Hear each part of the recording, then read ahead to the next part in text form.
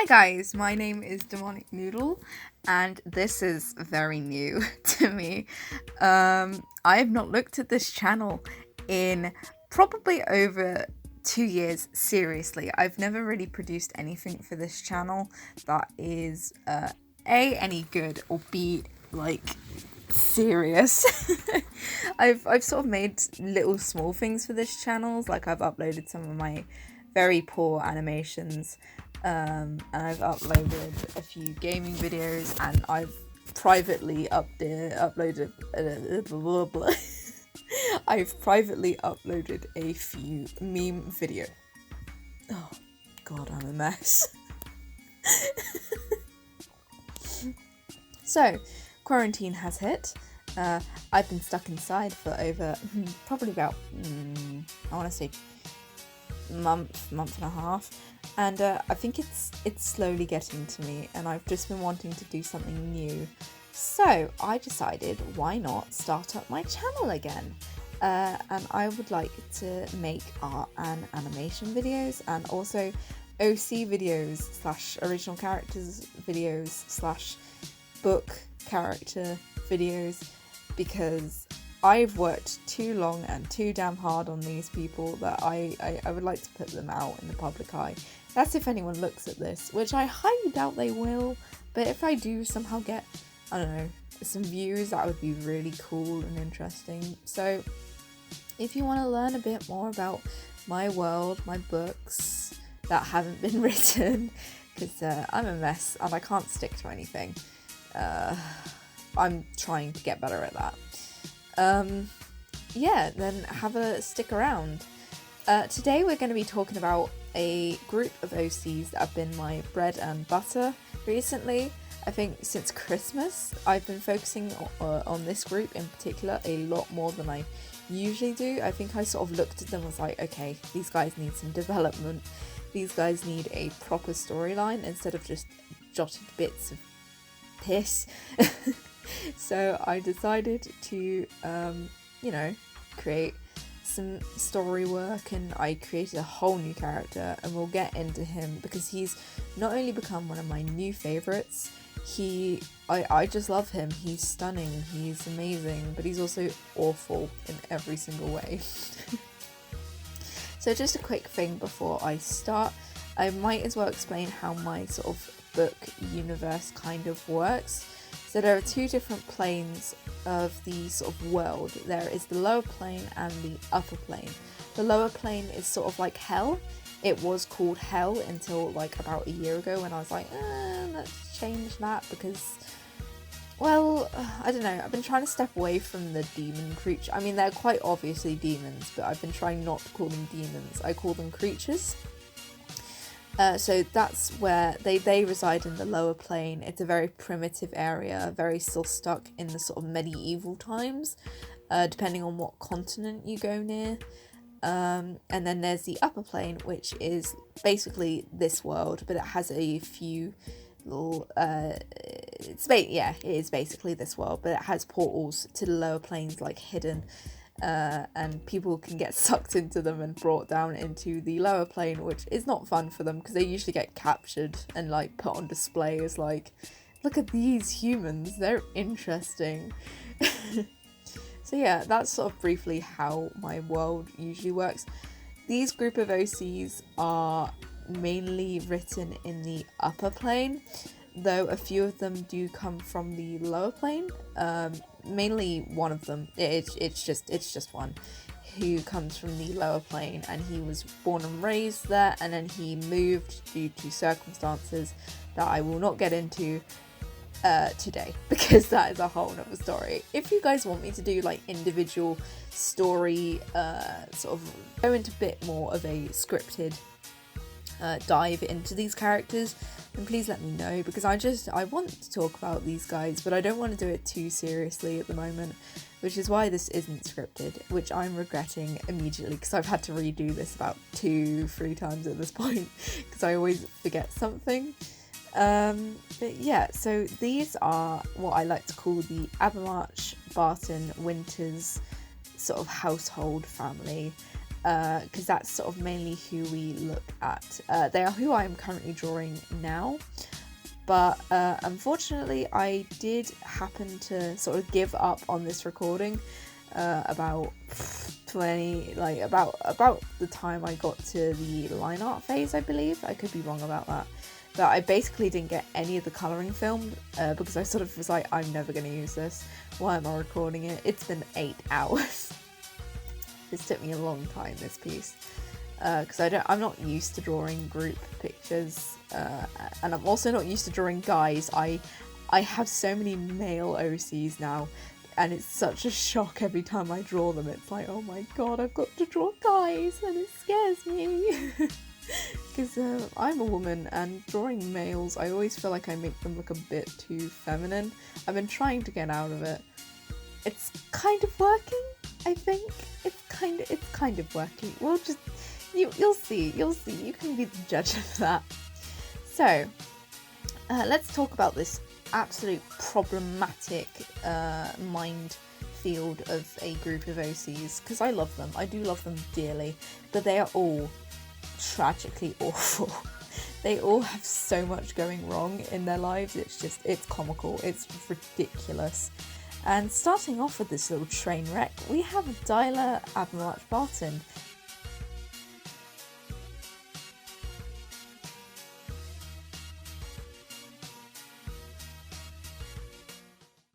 Who is the child of two of the characters that I will get into in a little bit.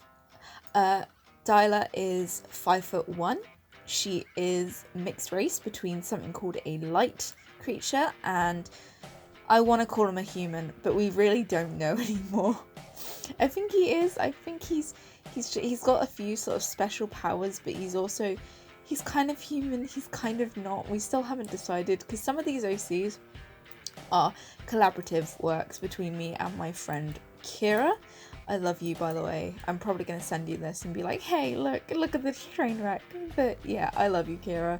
Thank you for allowing me to make these characters' lives worse. Yeah, so she is an interesting character. For one, she can't really die properly. She has this thing known as black blood, which is something that comes from the lower plane, and it's basically like the gods have went like, oh fuck, we need to try and like keep people safe. So we're gonna give certain individuals this sort of power that sort of it varies in the amount of strength. She just happens to be able to heal very fast, and she wasn't even born on the lower plane, so I don't know why she has it. But her papa, he comes from a family where it's very regular to get that form of power. She's gone through a lot of changes, especially recently. I've sort of went with her character and went, let's just overwipe some of this, because the problem with Dyla is that she used to just be this cold, emotionally dead, very blunt, very angry girl.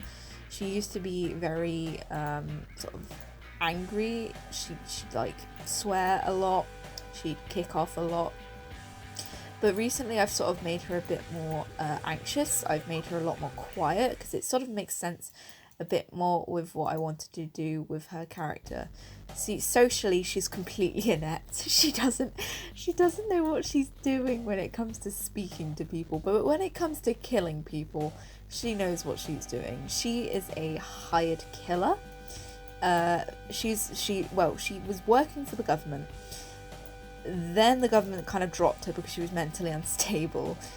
So then she went to go work with another one of the characters that I will talk about, who I love very much. My asshole, my bastard. I will come and talk about him in a moment because, he's great. I hate him.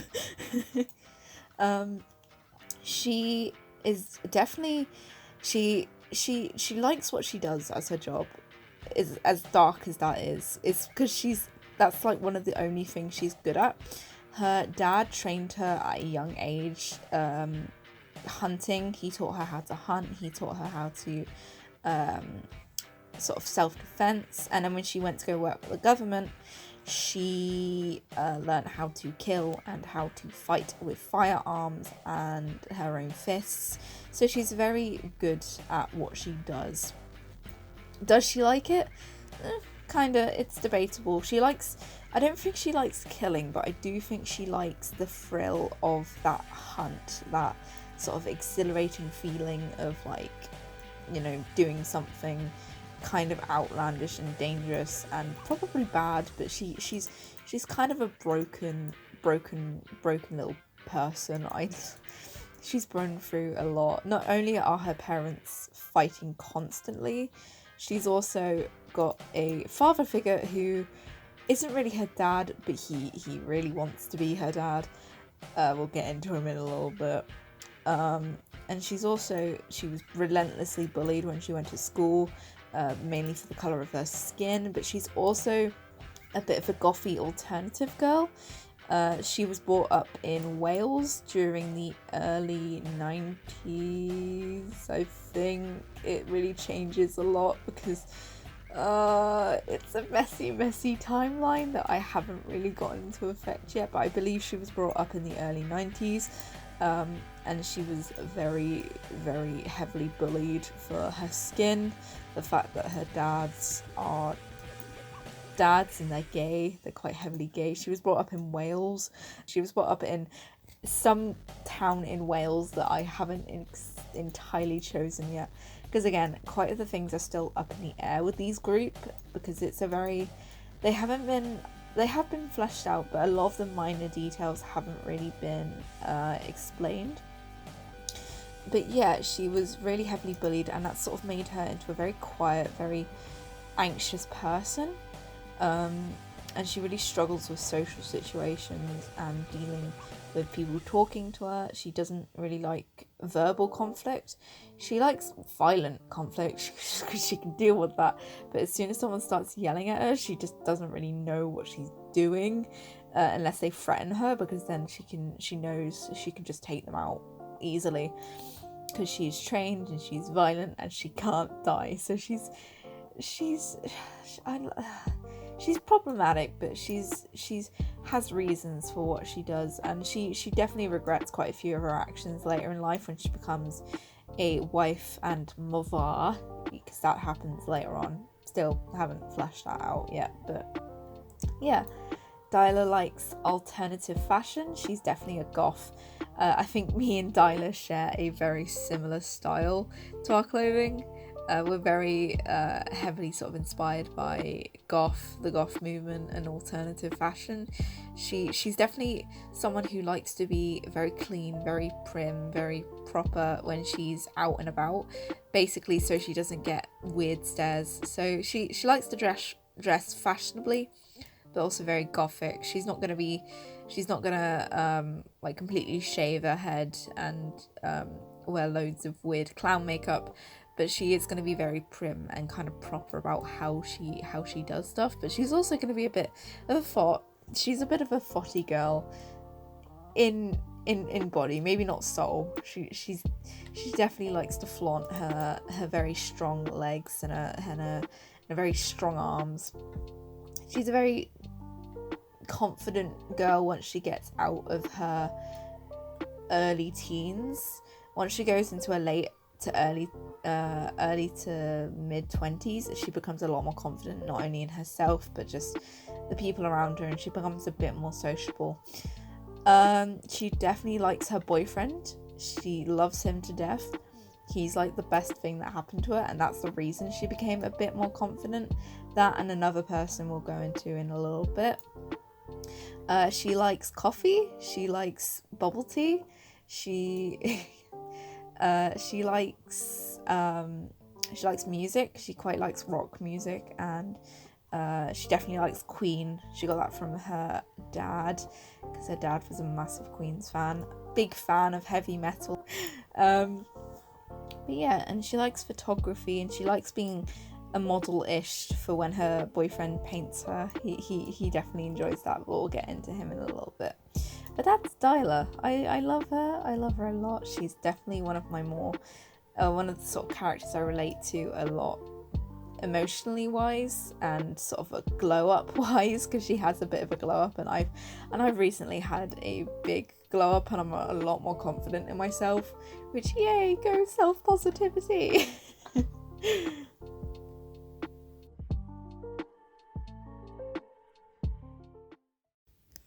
So, the next boy on my list is Brandon Winters. I love him so much. You guys could not comprehend the amount of love I have for this boy.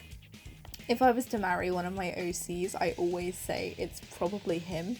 Because not only is he cute, he's very cute, he is very alternative, which is another point for me, but he's also the softest and sweetest person you'll ever meet, which is very weird considering the group he associates with. He sort of gets pulled into a group of hired killers, government workers, and then just so much bullshit, but he loves it, mainly because he loves the people. He doesn't really love their actions per se, but he does absolutely love his family, his new family that he's sort of made for himself, because poor Brandon, he's not had the best upbringing.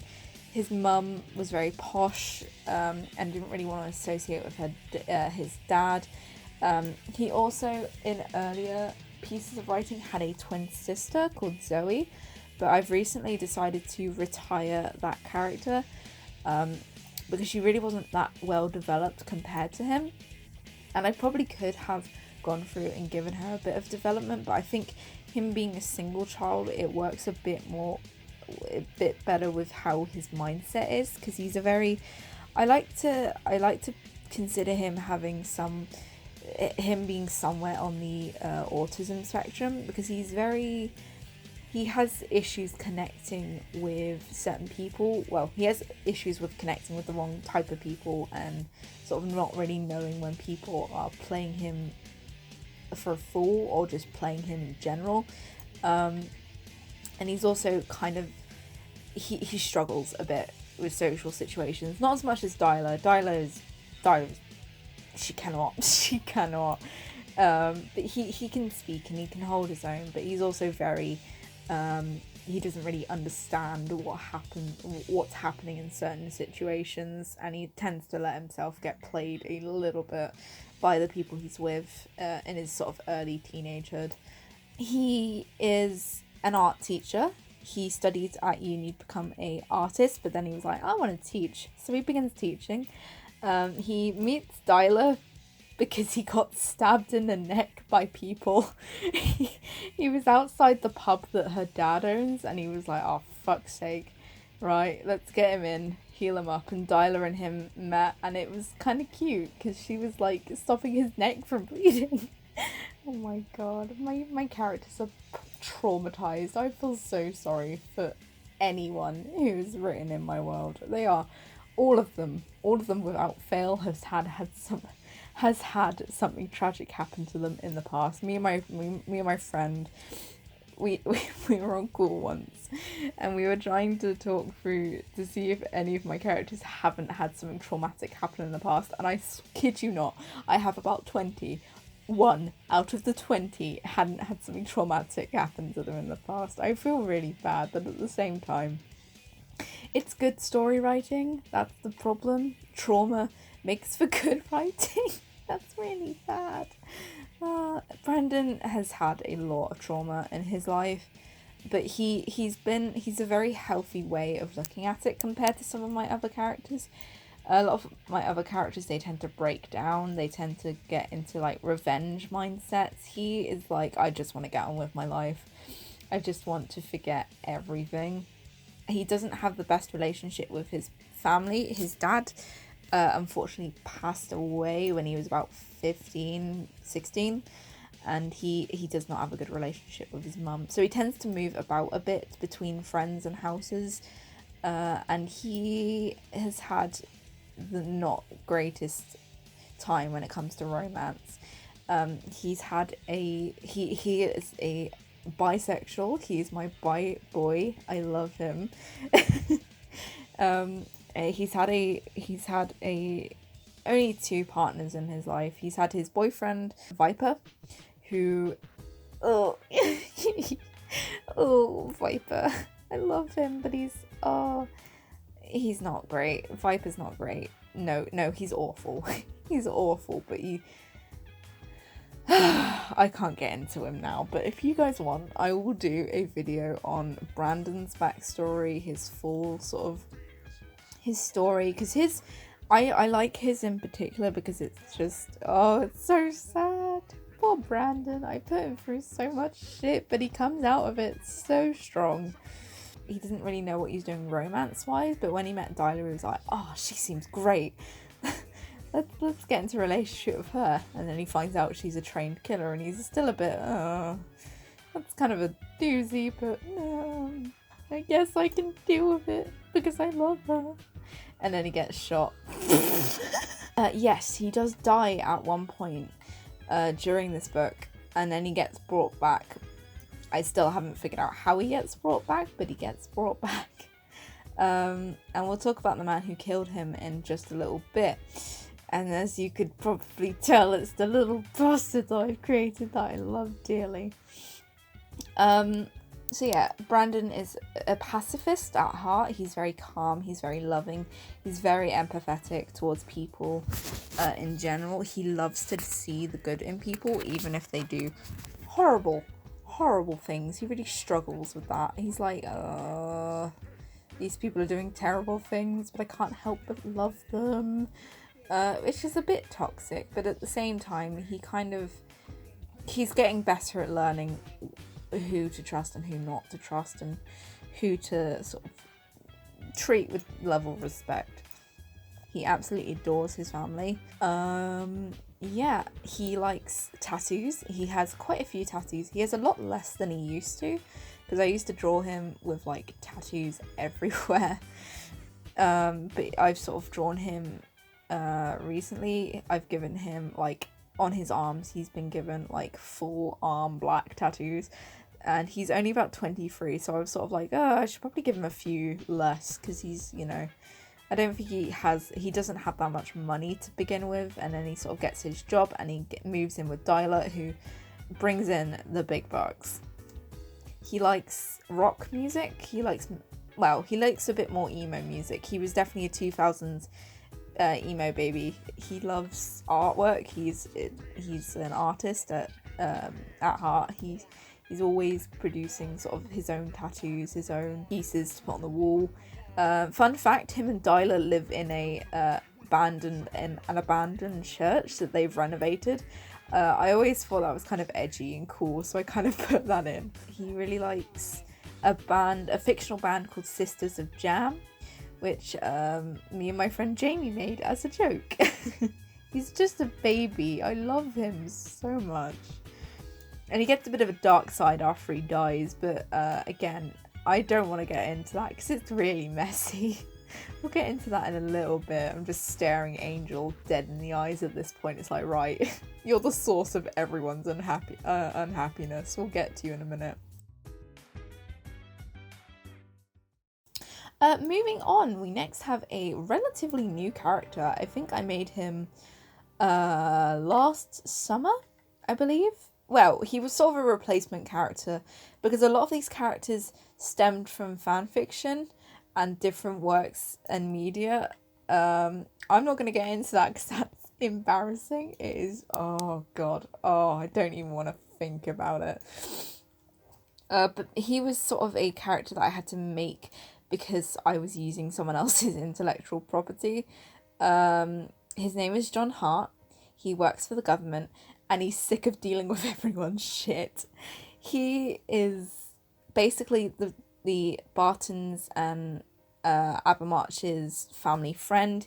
He loves Spence and Vincent with all his heart, but he's so sick of dealing with their bullshit. He's a very posh man. He had a very good upbringing. I believe he has a mother and two sisters. This was another character that I didn't fully flesh out because my friend Kira, she sort of deals a lot with this side of the family, kind of. Mainly John and Spence, because I don't really know what to do with John. Well, I recently have, because John's been a bit more of a... He's definitely become sort of a very interesting character recently, because originally he was like just a one-off. Like, he was Spence's partner, end of. But recently he's been given a bit more of a personality. He's become the family friend. He's become someone who Spence loves a lot.